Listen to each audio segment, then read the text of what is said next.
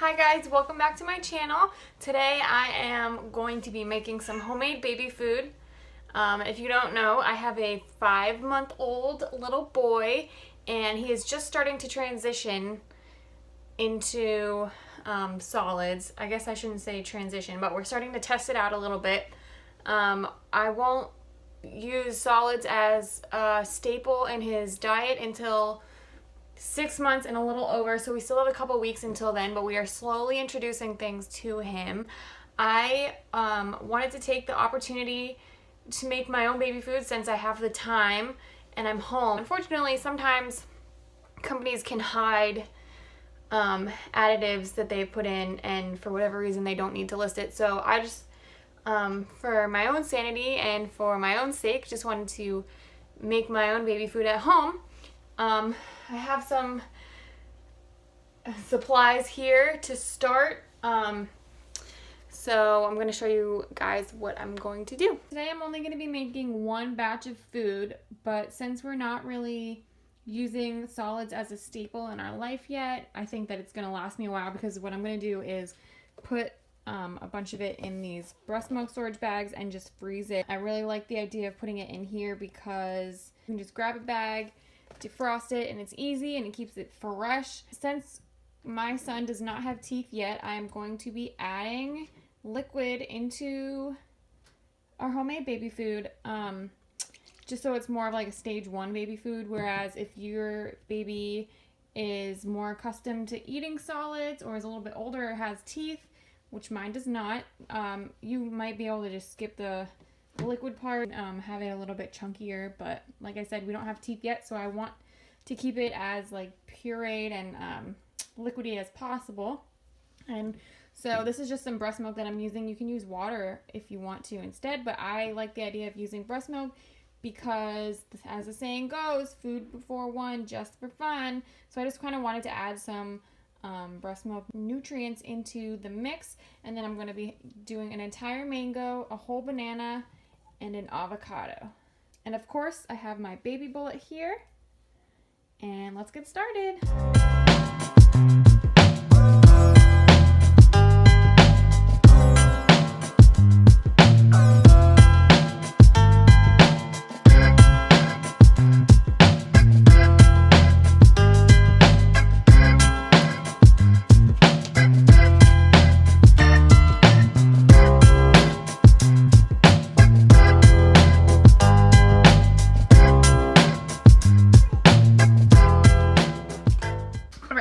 Everything in the baby bullet.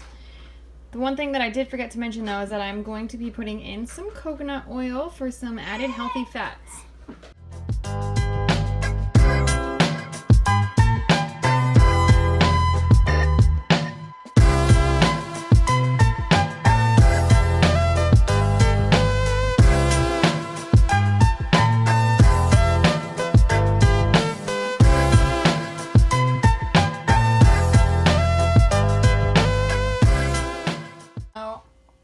Once it's done blending, I'm going to take it off and just check the consistency to make sure there's no like big chunks in there or even little chunks in there, but it looks pretty good to me, and it actually smells so good. Like, I would eat this.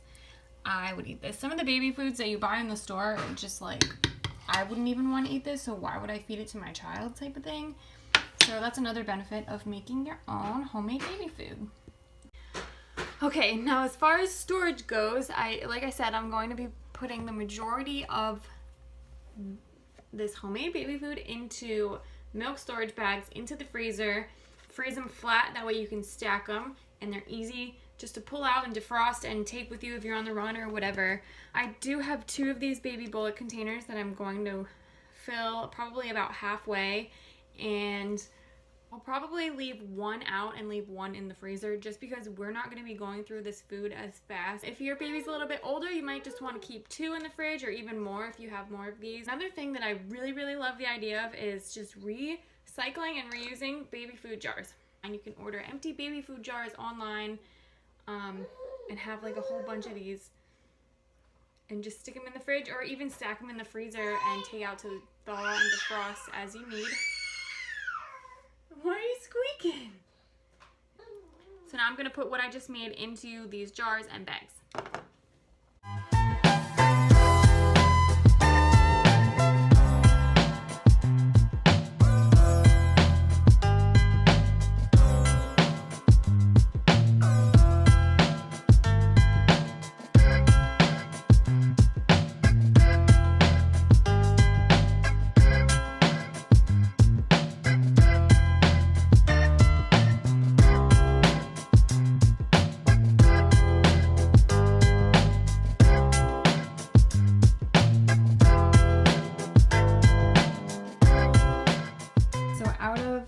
That batch, I was able to get 3 half full, or maybe a little over half full jars.